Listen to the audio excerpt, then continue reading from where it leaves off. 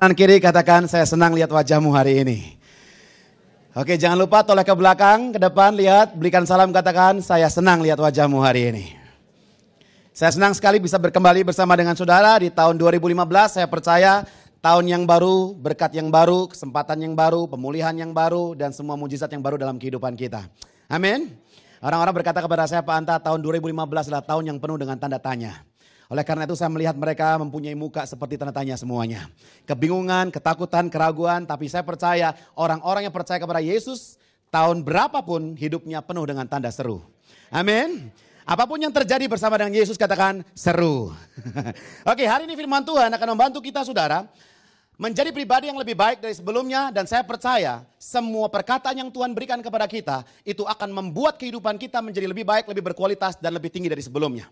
Oke, untuk mempersiapkan hati kita, mari kita berdoa bersama-sama. Terima kasih Bapa yang baik. Kami mengucap syukur Tuhan, kami percaya Engkau ada di tengah-tengah kami. Dan jika Engkau ada di tengah-tengah kami, yang sakit bisa disembuhkan, yang hari ini Tuhan terikat bisa dibebaskan, yang mempunyai luka Tuhan balut dan Tuhan sembuhkan, bahkan yang membutuhkan jalan keluar Engkau berikan. Kami percaya berkat dari surga, penyertaan-Mu, hikmat-Mu akan mengubahkan kehidupan kami. Kuasailah kami Roh Kudus supaya tatkala firman-Mu disampaikan, kami boleh menerimanya dengan sukacita dan firman-Mu mendapat tempat yang terbaik dalam kehidupan kami. Terima kasih Bapa, kami mengucap syukur dan kami siap diberkati firman Tuhan. Yang percaya bersama kita teriakan, amin. Berikan tepuk tangan sekali lagi bagi Tuhan kita. Haleluya. Mari saudara kita lihat dalam kehidupan Yesus, karena tema kita di bulan ini adalah Day by Day with Jesus, atau hari demi hari bersama dengan Yesus. Tidak ada tempat yang paling indah, yaitu jika kita tidak bersama dengan Yesus, saudara. Tapi bersama dengan Yesus, dimanapun Anda berada, pasti hidup bisa lebih baik. Nah, oleh karena itu hari ini, mari kita lihat kehidupan Yesus, di mana hari itu dia sedang berada di sebuah kolam yang terkenal dengan namanya kolam Bethesda. Saudara, mari kita lihat bersama-sama Yohanes pasal yang ke-5. Kita akan baca ayatnya 1 sampai ke 9 dan saya akan bagi 3 tahap. Karena tema khotbah saya hari ini yang saya mau sampaikan adalah 3 pelajaran di kolam Bethesda. Beritahu sebelahnya, angkat jarinya, katakan 3 pelajaran di kolam Bethesda. Saudara yang punya jari silakan diangkat. Kita bersyukur masih mempunyai jari. Beritahu sebelahnya, 3 pelajaran di kolam Bethesda. Amin. Nah, saudara, mari kita lihat bersama-sama ayat yang pertama sampai yang keempat. Kita mulai terlebih dahulu pelajaran yang pertama. Kita baca dengan suara 2015. 1, 2, 3. Sesudah itu ada hari raya orang Yahudi dan Yesus berangkat ke Yerusalem. Di Yerusalem dekat pintu gerbang domba ada sebuah kolam yang dalam bahasa Ibrani disebut Bethesda. Ada 5 serambinya. Dan di serambi-serambi itu berbaring sejumlah besar orang sakit, orang-orang buta, orang-orang timpang, dan orang-orang lumpuh yang menantikan goncangan air kolam itu. Sebab sewaktu-waktu turun malaikat Tuhan ke kolam itu dan menggoncangkan air itu, barang siapa yang terdahulu masuk ke dalamnya sesudah goncangan air itu menjadi sembuh apapun juga penyakitnya. Asik gak saudara? Bayangkan ada kolam seperti itu di Surabaya. Saya yakin tidak ada yang namanya antrian sopan lagi. Pasti semuanya berebutan ingin masuk. Yang miskin masuk jadi kaya. Betul? Yang budak masuk jadi pendengarannya baik. Yang lumpuh dilempar jadi sembuh. Mungkin yang mati juga masuk ke dalamnya saudara jadi bangkit. Inilah yang disebut sebagai kolam Bethesda. Kolam yang penuh mujizat. Kolam yang penuh kebaikan Tuhan, pertolongan Tuhan. Namun demikian saudara, mari kita lihat sejenak. Ketika Yesus hidup, kitab Matius, Markus, Lukas, Yohanes, saat Yesus belum diangkat ke surga saudara, biasanya sebagian besar, mayoritas mujizat yang terjadi itu langsung dilakukan oleh Yesus. Dia menghardik badai, badai hilang saudara. Dia tumpang tangan orang sakit sembuh. Betul? Dia mengarahkan tangannya dan berkata, berjalanlah, orang lumpuh berjalan. Namun dalam cerita kitab Injil ini ada yang spesial. Kenapa? Karena ternyata ada juga sebuah kolam yang dipakai Tuhan untuk menjadi sumber mujizat. Artinya tidak secara langsung Yesus di situ. Walaupun Yesus tidak ada di situ, orang yang datang ke situ saudara, ketika malaikatnya turun, airnya goncang dan masuk terlebih dahulu, dia sembuh apapun sakitnya. Berapa banyak saudara hari ini, tahun 2015, menantikan mujizat seperti itu. Angkat tangan tinggi-tinggi. Keuanganmu sembuh. Hubungan rumah tanggamu sembuh. Sakitmu sembuh. Amin. Semua kita dipulihkan, semua kita ditolong Tuhan, diangkat Tuhan, diberikan promosi, itu pengharapan semua kita. Nah hari ini saudara, mari kita lihat bersama-sama. Ketika saya membaca ayat ini, ayat pertama sampai ayat yang keempat. Bahwa Tuhan berkata kepada saya dalam hati saya, hidup ini penuh dengan kolam Bethesda. Bersama dengan Yesus, tidak ada yang mustahil. Dia bisa memakai batu untuk memuji namanya. Dia bisa memakai keledai untuk menegur seseorang. Bahkan dia bisa memakai ayam jago untuk menegur Petrus. Dan dia bisa memakai siapa saja, kapan saja, di mana saja untuk menunjukkan kebaikannya saudara.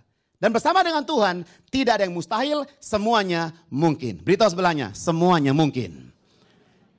Tuhan serba mungkin, Tuhan serba bisa, Tuhan serba ada. Amin.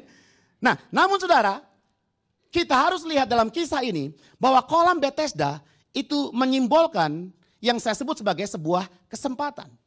Kita mempunyai kesempatan dalam kehidupan. Anda mempunyai kesempatan untuk hidup lebih sehat lagi. Ya atau ya? Ya atau ya? Apakah Anda mempunyai kesempatan untuk sekolah lebih tinggi lagi? Ya. Apakah Anda mempunyai kesempatan untuk lebih rohani lagi? Ya. Apakah Anda mempunyai kesempatan untuk lebih mengasihi pasanganmu lagi? Saya beritahu saudara, ada banyak kolam Bethesda dalam kehidupan kita yang siap untuk memberikan kepada Anda hidup yang lebih baik. Saya beritahu hari ini, coba lihat pasanganmu kalau kau bawa suami atau istri. Pasangan lain jangan dilihat. Hanya yang milikmu saja. Saudara, Anda punya kesempatan hari ini untuk mencium dia dan berkata, I love you. Yes? Anda mempunyai kesempatan hari ini untuk berkata kepada orang yang menyakiti Anda, aku memaafkanmu. Anda mempunyai kesempatan hari ini untuk mendatangi orang yang Anda sakiti dan berkata, aku minta maaf. Anda mempunyai kesempatan hari ini untuk mendatangi Asyir dan berkata, aku mau melayani Tuhan. Bagaimana caranya? Anda mempunyai kesempatan hari ini untuk turun ke bawah, beli buku dan baca buku. Ya atau ya? Anda mempunyai kesempatan hari ini untuk mendaftarkan diri Anda ke tempat fitness dan mulai berolahraga. Anda mempunyai kesempatan hari ini untuk memilih siapa pasangan hidup Anda. Intinya adalah kalau orang di luar sana berkata, Pak Anta, saya tidak bisa berhasil, saya sulit berhasil. Kenapa? Karena saya tidak mempunyai kesempatan. Beritahu sebelahnya, itu bohong. Beritahu sebelahnya, itu bohong. Kenapa? Karena kesempatan tidak pernah mengetuk pintu. Sampai Anda membukakan pintunya baginya. Kesempatan adalah sesuatu yang Tuhan berikan dalam kehidupan kita. Namun pertanyaannya adalah, yang lucu mengenai kehidupan, ada banyak kesempatan datang dalam kehidupan kita. Bahkan mungkin sekarang banyak kesempatan sedang berdiri menatap kita. Namun kita tidak bisa melihat banyak kesempatan di hadapan kita. Kenapa? Beritahu sebelahnya, karena tidak fokus. Saya akan jelaskan saudara. Seorang pekerja masuk ke kantor pagi hari, dia bercerita kepada temannya betapa pahitnya hidupnya, betapa menjengkelkannya hidupnya. Kemudian di makan siang, dia kembali bercerita dengan rekan kantornya betapa tidak adil hidup ini, betapa mengapa Tuhan berikan saya penyakit, mengapa Tuhan berikan saya istri yang agak-agak garang sedikit, mengapa Tuhan berikan anak kepada saya hanya satu, kenapa tidak dua. Kemudian pulang dari kantor, di tengah jalan di bus, dia bertemu dengan teman kecilnya. Dia menceritakan hal yang sama. Betapa hidupnya penuh dengan hari-hari yang tidak mengasyikkan, tidak mengenakan, tidak menyenangkan. Dan Anda tahu apa yang terjadi?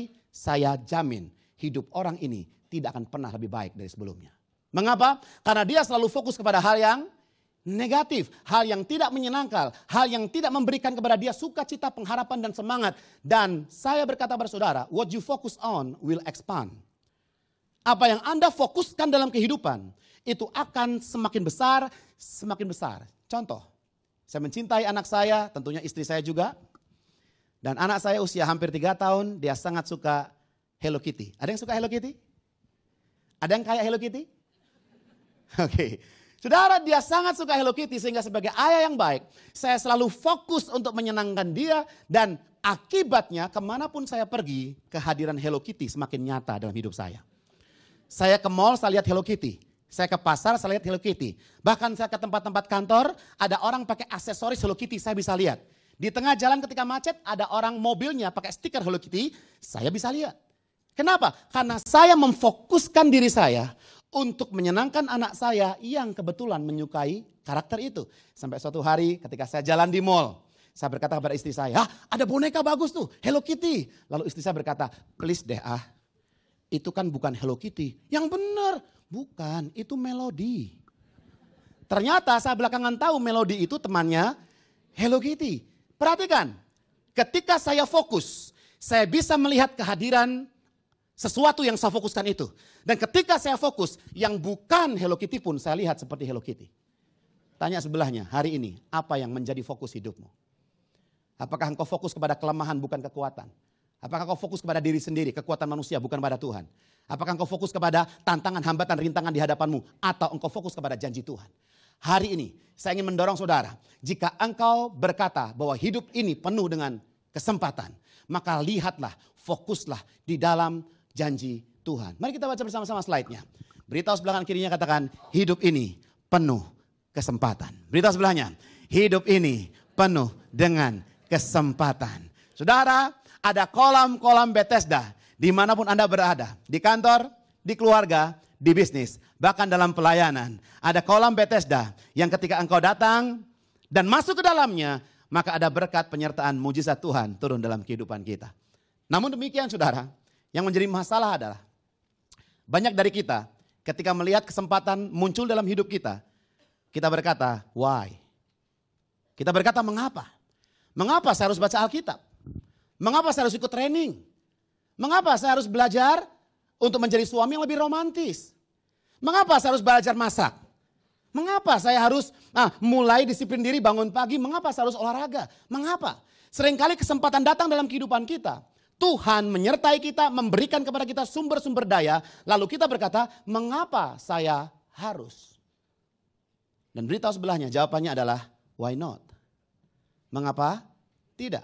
Jika Anda bisa menjadi pribadi yang lebih rohani, kenapa? Tidak. Jika Anda bisa menjadi pribadi yang lebih fit, prima dan sehat, kenapa? Tidak. Jika Anda bisa menjadi orang lebih cakep, ganteng, cantik, kenapa? Tidak. Jika Anda mempunyai kekuatan, Anda mempunyai uang, biaya yang dibutuhkan untuk sekolah lebih tinggi, kenapa? Tidak. Jika Anda bisa pergi misionaris menyumbangkan uang dan daya Anda, tenaga Anda, kenapa? Tidak. Jika rumahmu bisa digunakan untuk family cell, kenapa? Tidak. Berhenti bertanya, kenapa? Kenapa? Kenapa? Karena mungkin jawabannya sederhana. Kenapa? Tidak. Anda mempunyai kesempatan hari ini untuk melakukan apapun yang Anda rasa itu di jalan Tuhan dan itu benar, lakukanlah sekarang juga. Oke? Why? Why not? Dan beritahu sebelahnya, why not you? Seringkali kita bersaksi ada orang di sana diberkati Tuhan. Kita mendengar cerita ada orang-orang dipulihkan Tuhan, ada orang-orang mengalami mujizat. Bahkan kita baca koran, ada banyak anak-anak muda memulai usaha barunya dan sukses. Dan kita melihat di televisi ada seorang office boy keluar dari kantornya. Lalu dia berhasil membangun bisnis pecel lele 2 dan jual tanaman hias. Income 500 ribu menjadi 25 juta sebulan. Saudara, ketika kita melihat ada berkat, ada mujizat, ada pertolongan Tuhan, ada kebaikan Tuhan, beritahu sebelahnya, pastikan orang itu adalah kamu. Pastikan yang menerima kebaikan itu adalah kamu. Pastikan yang diberkati, yang diurapi Tuhan adalah kamu. Pastikan yang badannya menjadi lebih sehat adalah kamu. Berhentilah bertanya why, karena jawabannya sederhana, why not? Dan pertanyaan saya selanjutnya, why not you? Dan yang terakhir, why not now? Mengapa tidak sekarang? Kita tahu bahwa kita bisa memanfaatkan kesempatan yang Tuhan berikan. Kenapa tidak sekarang? Mungkin kita berkata suatu hari nanti. Dan saudara, firman Tuhan berkata, jangan membanggakan hari esok. Dan jangan berkata bahwa esok aku akan ke sana, bulan depan akan ke sana. Karena mungkin suatu hari nanti tidak pernah datang. Kitab Ibrani berkata, selagi dikatakan hari ini, 3 kali saudara, hari ini, dengan kata lain. Kitab Ibrani mengajar kepada kita, mari gunakan waktu sebaik-baiknya. Fokus pada janji Tuhan. Ketika firman Tuhan berkata, aku Yehova Jireh menyediakan, engkau fokus Tuhan menyediakan. Yehova Rafa Tuhan menyembuhkan, fokus pada kesembuhan. Tuhan berkata membaringkanmu di padang gurun berumput hijau, fokus pada penyertaan Tuhan. Firman Tuhan berkata bahwa kau diberikan jalan keluar, fokus pada jalan keluar. Saudara, firman Tuhan berkata, dia pelita dan terang bagi kaki kita. Pelita itu lilin, bukan lampu kabut saudara. Kalau lampu kabut mungkin bisa 2 kilometer. Tapi pelita itu radius terangnya mungkin hanya 5 meter atau 10 meter saudara. Oleh karena itu kita tidak membaca Alkitab sehari untuk bekal setahun. Kita tidak membaca Alkitab hanya sebulan untuk menerangi selama 50 tahun. Tidak saudara. Pelita lama-lama akan habis. Dan kita gunakan pelita langkah demi langkah, sedikit demi sedikit. Oleh karena itu, mari tiap hari kita fokus kepada firman Tuhan, baca janji Tuhan, dan supaya janji Tuhan, firman Tuhan memberikan penerangan dan jalan dalam kehidupan kita. Amin. Beritahu sebelahnya, ada banyak kolam Bethesda sekelilingmu. Hidup ini penuh dengan kesempatan. Kesempatan yang seharusnya tidak kita sia-siakan. Nah, kita baca ayat ini selanjutnya, ayat kelima.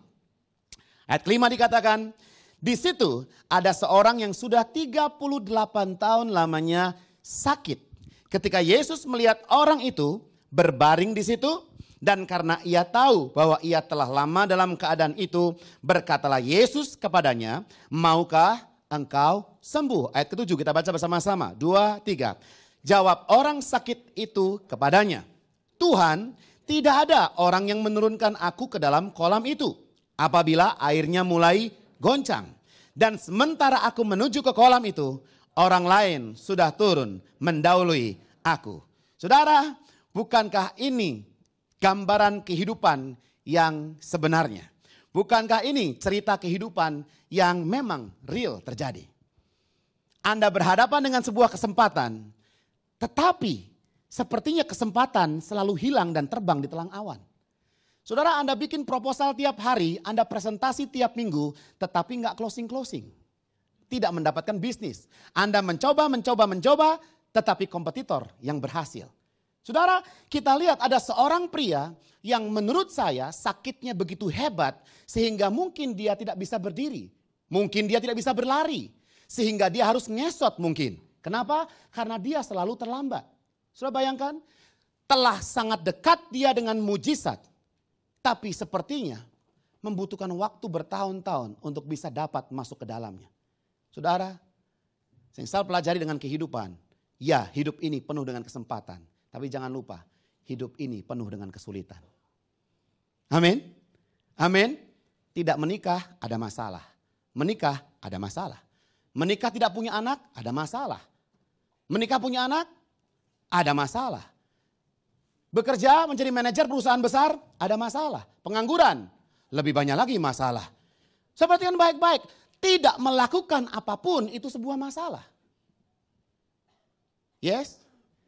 Jadi mari kita lihat dalam kehidupan kita, menyadari sebuah realita. Jangan karena kita percaya kepada Yesus, lalu kita menggampangkan kehidupan. Sehingga apa? Sehingga ketika ada hal-hal kecil, hal-hal mudah, hal-hal gampang terjadi dalam kehidupan kita, dan saya menggampangkannya, maka hal yang gampang ketika digampangkan akan jadi sulit. Gampang nanti belajar belakangan.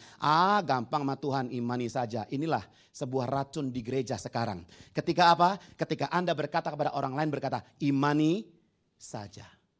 Saudara, besok ujian jam 8 pagi, malam tidak belajar, malah minum-minum, malah main game. Besok paginya dia mau ujian tanpa belajar dan dengan iman dia berkata, imani saja. Beritahu sebelahnya, itu bodoh saja. Saudara, perhatikan baik-baik.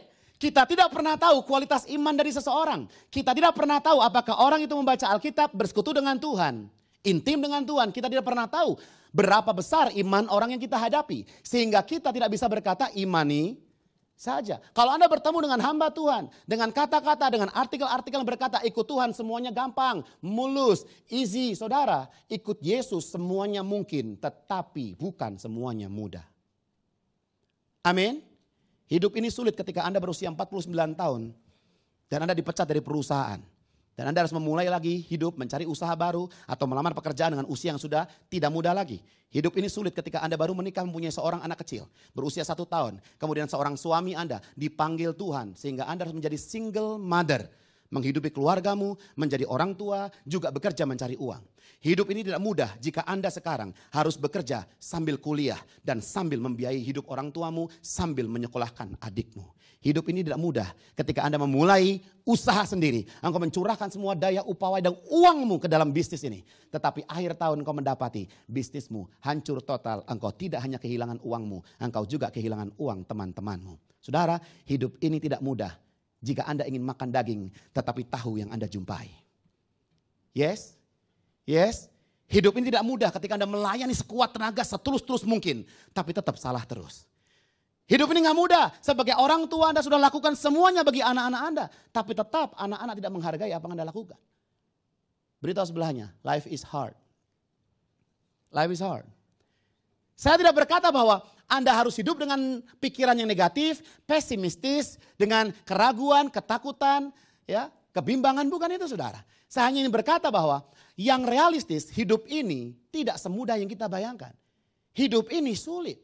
Ketika kita berkata hidup ini sulit, saya sedang berkata kepada kita semuanya bahwa mari kita lakukan persiapan sebaik mungkin. Mari kita bekerja sebaik mungkin. Mari kita melayani sebaik mungkin. Kenapa? Karena iman bukan pengganti kerja keras. Karena doa puasa bukan pengganti kerja keras. Karena pelayanan bukan pengganti kerja keras. Tapi orang yang beriman, dia pasti akan bekerja keras. Orang yang berdoa, dia pasti akan bekerja keras. Orang yang melayani, dia pasti akan bekerja keras. Katakan amin. Katakan amin. 2 Korintus 11, mari kita lihat. Ayat 23. Ya, kita mulai sampai 27. Silakan, slide-nya bisa dikeluarkan. Nah, firman Tuhan berkata apa saudara? Dia berkata Paulus curhat lewat tulisannya. Mungkin Paulus membuat sebuah diari, saya nggak pernah tahu. Tapi dari kata-katanya sepertinya dia mengingat semua kesulitan dalam kehidupannya. Dia berkata apa? Ya, silakan. Apakah mereka pelayan Tuhan? Aku lebih lagi. Aku lebih banyak berjerih lelah. Kemudian lebih sering di dalam penjara, didera di luar batas. Setiap kali 39 kurang 1 kali. Dalam bahaya maut. Aku puasa karena terpaksa. Kira-kira begitu. Kemudian dilempari batu. Menjadi musuh orang Yahudi, orang bukan Yahudi. Aku mengalami bahaya di kota, di desa, dimanapun. Saudara, Paulus berkata dalam ayat ini bahwa hidupnya penuh dengan kesulitan. Dan dia rasul yang menulis 3/4 kitab perjanjian baru. Dia takut akan Tuhan. Tuhan dahsyat bekerja lewat hidup dia. Tapi tetap saja Paulus tidak berkata, "Hei teman, hidup ini mudah." Tidak saudara. Dia berkata hidup ini sulit. Ketika kita menyadari bahwa hidup ini layak diperjuangkan, layak diusahakan, maka Anda akan menghargai anugerah yang Tuhan berikan dalam kehidupan kita. Amin. Amin. Saudara, mari kita lihat. Kita lihat kembali. Silakan dicatat.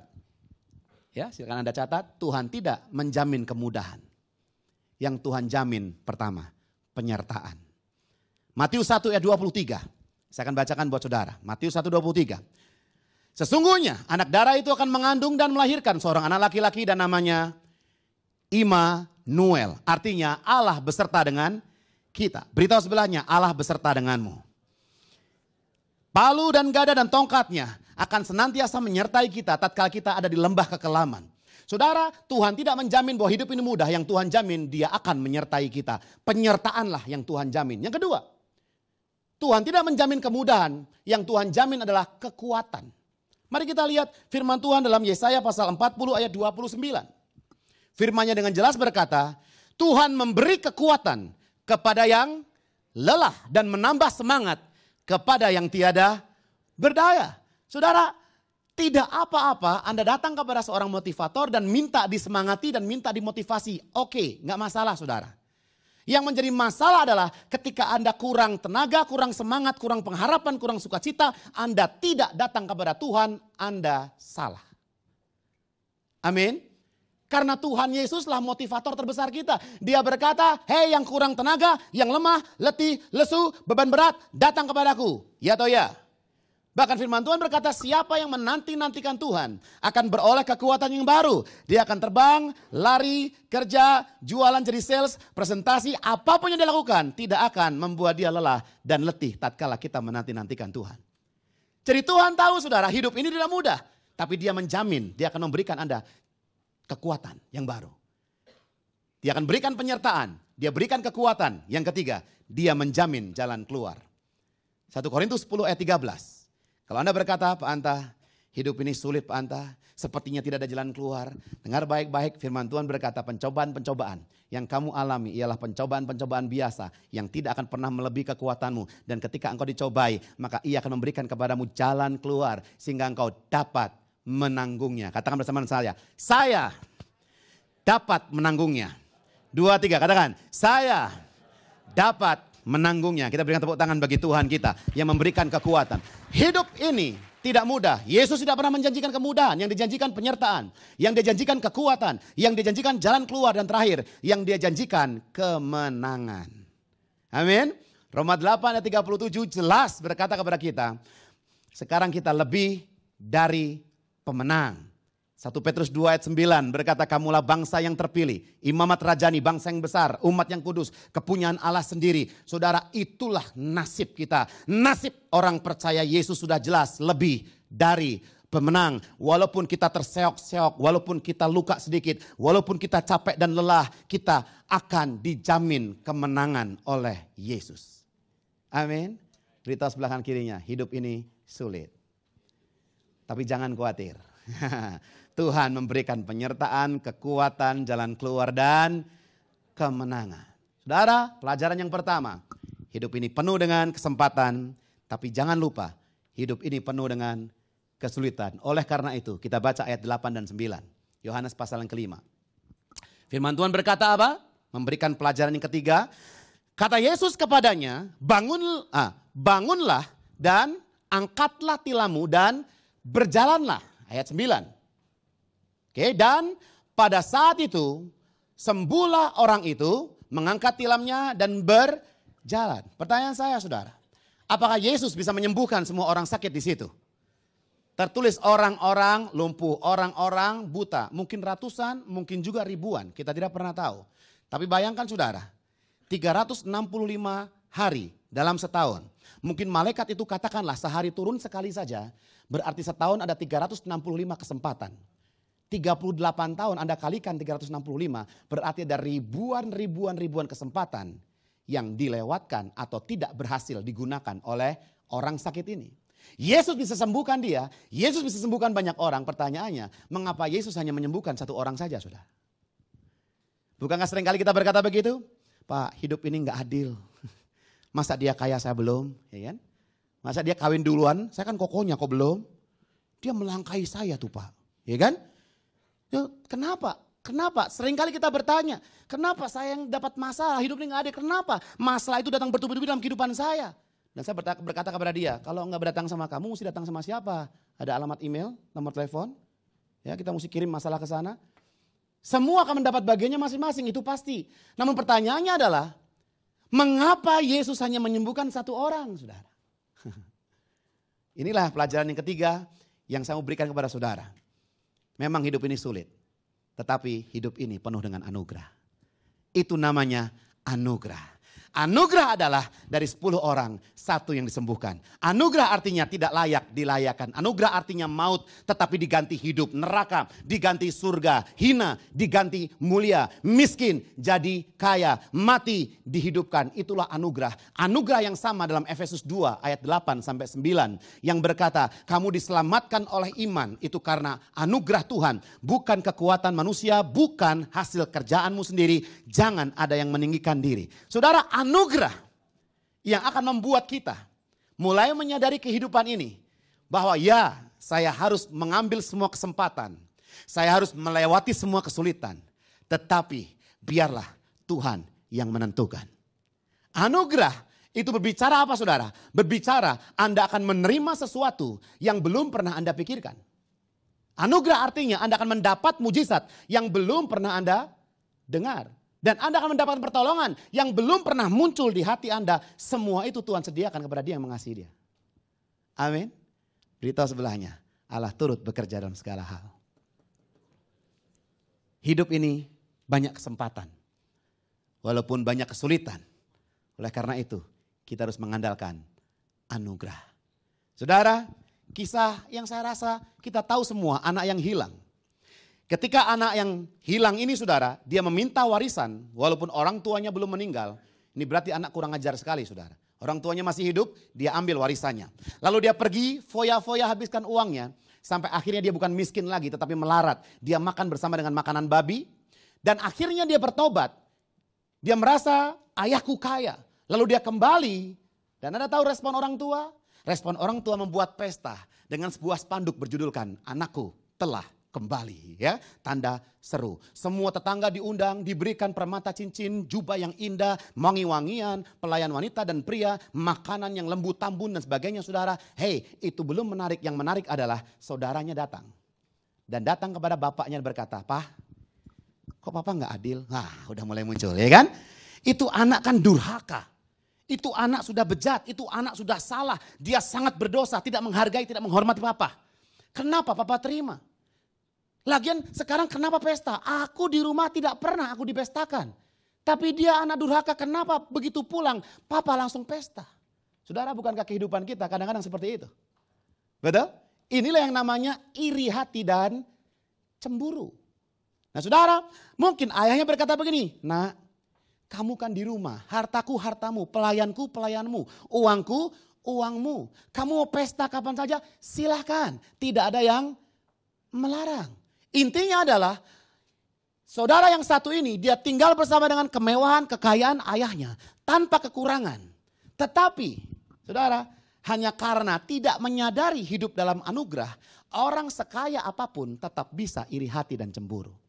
Iri hati dan cemburu adalah tanda orang yang tidak hidup dalam anugerah.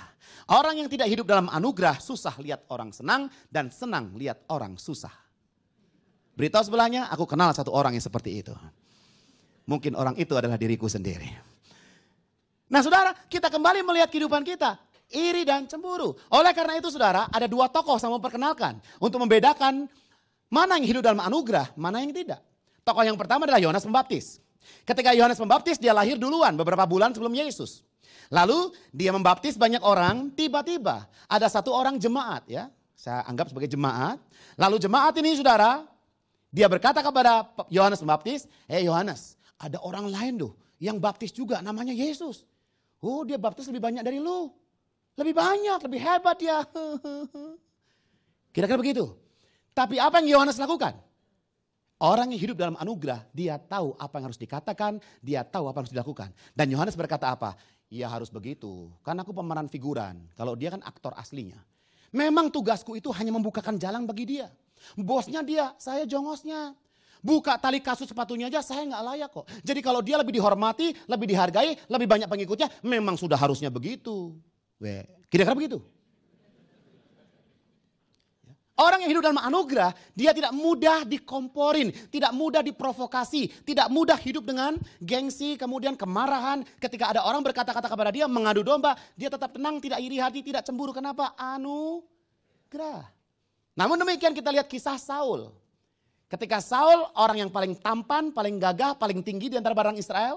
Dan tidak ada yang lebih baik daripada dia. Oleh karena itu Tuhan memilih Saul dari yang terbaik dari bangsa Israel. Tapi kemudian ada Daud muncul. Dan ada provokator lain. Provokatornya kali ini jemaatnya lebih banyak, yaitu rakyatnya sendiri. Rakyatnya bernyanyi, Saul mengalahkan beribu-ribu, Daud mengalahkan berlaksa-laksa. Begitu kira-kira. Saul sebagai raja, rakyatnya bernyanyi bahwa raja mengalahkan ribuan, tapi Daud mengalahkan berlaksa-laksa. Sudah perhatikan baik-baik, kalau Anda mempunyai perusahaan besar, Anda kaya, Anda punya anak buah banyak. Tiba-tiba karyawan Anda bernyanyi di kantor. Bos closing 1M, anak buah 1T. Marah gak saudara? Marah gak saudara? Akhirnya rakyat, mungkin dia sengaja atau tidak sengaja, apapun intentionnya saudara. Yang jelas Saul mulai terprovokasi. Sehingga dia mulai muncul kebencian kepada Daud. Daud diurapi menjadi raja, tetapi tidak otomatis jadi raja. Dan Saul mengejar Daud 22 tahun. Lamanya. Dia kejar. Saul menghabiskan hidupnya untuk melakukan sesuatu yang tidak seharusnya. Saul menghabiskan waktu produktifnya hidup dalam kebencian, iri hati, dan cemburu. Padahal Saul adalah orang terpandang, orang hebat, kaya raya. Tetapi karena iri hati dia menjadi seperti itu. Akhirnya mati. Saudara, lihatlah dalam kehidupan kita. Kadang-kadang ada pria, wanita, engkau kakak adik. Ya. Tiba-tiba sang pria sebagai koko, dia kerja keras banting tulang. Dia mulai bukan dari nol, dari minus saudara. Akhirnya berjuang impor barang, pergi ke China cari barang, mulai bisnis, bikin marketing plan. Dia masuk ke pasar, dia bikin iklan-iklan, dia rekrut banyak orang. Akhirnya di usia 40 tahun dia sukses kaya raya. Namun yang terjadi apa? Adiknya yang wanita tiba-tiba menikah sama orang yang lebih kaya dari kokonya. Semakin kaya, jauh lebih kaya dari kokonya. Halo? Beritahu sebelahnya, itu anugerah. Amin. Itu anugerah. Jangan pernah berkata, aku menghabiskan waktu kerja keras dapat seperti ini. Kok kamu enak begitu ya saudara? Biarlah yang menjadi porsi orang lain bukan porsi kita. Jangan masalah. Kalau Anda ingin hidup day by Jesus, tapi melupakan anugerah, maka lambat laun kehidupan kita akan dikuasai oleh iri hati, cemburu, sakit hati, dan akhirnya memberikan kehidupan yang tidak menyenangkan dalam hidup kita. Anda memakai jas mahal tetapi tidak pernah bersuka cita. Anda meninggali rumah yang tinggi, 17 lantai, tapi tidak pernah ada kegembiraan di dalamnya. Engkau makan lembu tambun, tapi tidak pernah merasa kenyang. Engkau masuk ke ruangan ber-AC, tetapi sepertinya panas terus. Itulah orang yang tidak hidup dalam anugerah. Saudara, orang yang hidup dalam anugerah, yang pertama, dia pasti akan mengandalkan Tuhan. Zakaria 4 ayat 6. Bukan dengan kuat dan gagahku, tetapi dengan rohmu, ya Tuhan. Amin. Orang yang mengandalkan Tuhan bukan hanya, orang yang hidup dalam anugerah bukan hanya dia mengandalkan Tuhan, tetapi juga dia menjadi rendah hati. Bukan dengan kekuatanku, saudara katakan. Dan apalagi firman Tuhan berkata, jangan mengandalkan diri sendiri, jangan mengandalkan orang lain. Terkutuklah katanya. Dan yang ketiga saudara, orang yang mengandalkan anugerah, bukan hanya dia mengandalkan Tuhan, bukan hanya dia rendah hati, tetapi dia pandai bersyukur.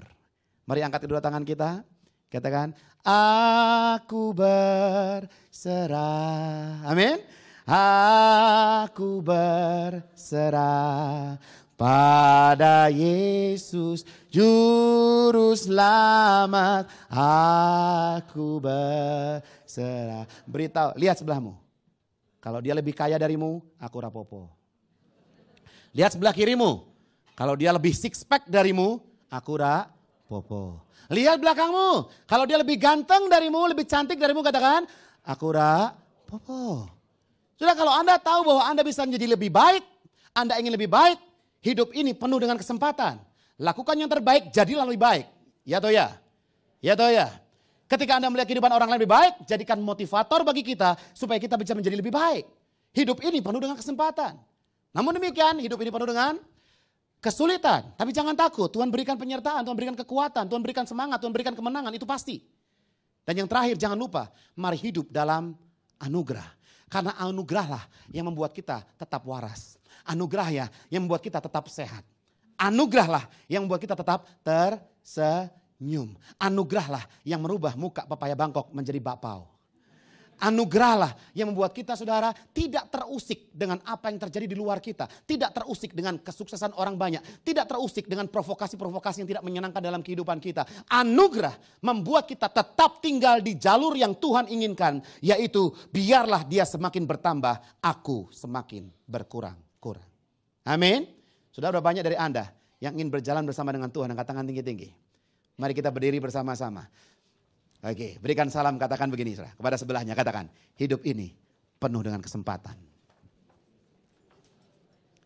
Ya, oke, yang bawa suami atau istri, oke, silakan peluk dia, 1, 2, 3, peluk, ya kan? Ada kesempatan. Mentor saya berkata begini, it is easy to, and it is easy not to. Gampang untuk beli buku dan baca, betul? Tapi juga gampang untuk tidak beli dan tidak baca. Ya, gampang untuk baca Alkitab tiap hari. Tapi juga gampang untuk tidak membacanya. Gampang untuk mencium pasanganmu dan berkata I love you. Tapi juga gampang untuk tidak melakukannya sudah setahun terakhir. Gampang bikin pesta Valentine, gak perlu mahal. Tapi gampang juga untuk tidak peduli apapun yang terjadi. Beritahu sebelahnya, namun demikian hidup ini penuh kesulitan. Berikan salam, katakan, hidup ini penuh dengan kesulitan. Jangan digampang-gampangkan. Jangan tunggu-tunggu tarsok-tarsok. Gampang. Ikut Tuhan pasti kaya, pasti sembuh, ya pasti beres. Tidak. Kata amin tidak membuat kita kenyang. Amin. Iman tidak membuat barang kita laku sendiri tiba-tiba. Oke. Dan beri kalam kanan kiri, katakan, hidup ini penuh dengan anugerah. Mari kita gunakan anugerah Tuhan sebagai tenaga dalam kehidupan kita untuk meraih impian bersama dengan Dia. Amin saudara, kita berikan tepuk tangan bagi Tuhan kita.